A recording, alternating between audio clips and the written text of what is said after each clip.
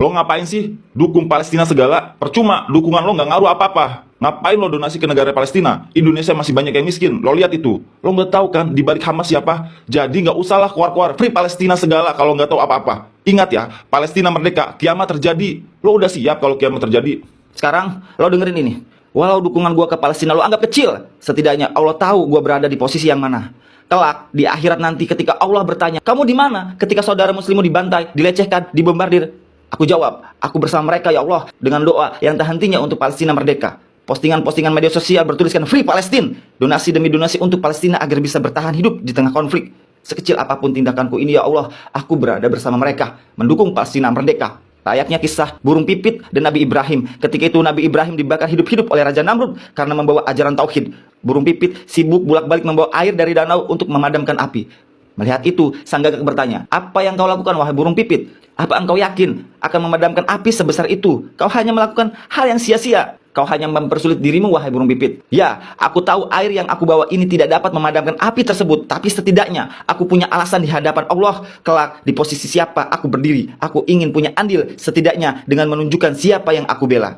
Kita sebagai muslim wajib membela Palestina. Karena muslim itu bagaikan satu badan. Jika ada bagian tubuh yang sakit, maka seluruh tubuh turut merasakan sakitnya. Bantulah Palestina sebisa kita dengan doa, speak up, donasi, atau apa saja. Yang terpenting Palestina merdeka, agar tidak ada lagi pembantaian di Palestina. Lo bilang, ngapain donasi ke Palestina? Di negara sendiri masih banyak rakyat yang miskin. Lo denger ini, orang yang gemar donasi udah pasti sudah pernah membantu berdonasi di negaranya sendiri.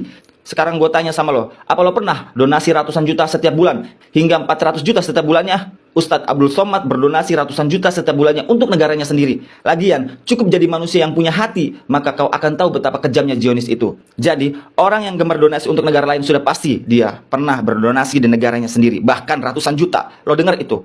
Sekarang, anggap aja gua ini bodoh. Lo yang paling tahu segala di balik Hamas. Siapa itu nggak penting buat gua. Yang paling penting bagi gua, Palestina merdeka. Agar tentara Zionis Israel tidak lagi membombardir penduduk Palestina. Ingat, hari kiamat hanya Allah yang tahu. Tugas kita menjadi hamba Allah yang bertakwa dan terus memperbaiki diri. Suka tidak suka kiamat pasti akan terjadi. Layaknya suka tidak suka kematian pasti akan menghampiri kita. Pertanyaannya, apakah kita sudah siap membawa bekal untuk kematian? Apakah kita sudah siap menghadapi hari kiamat dengan begitu dahsyatnya fitnah Dajjal? Apakah kita sudah siap jika Allah bertanya, kamu di posisi mana ketika Palestina dibombardir?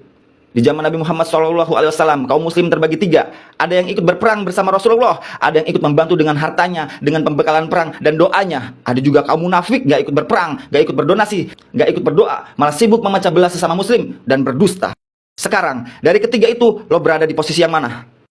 Jawab.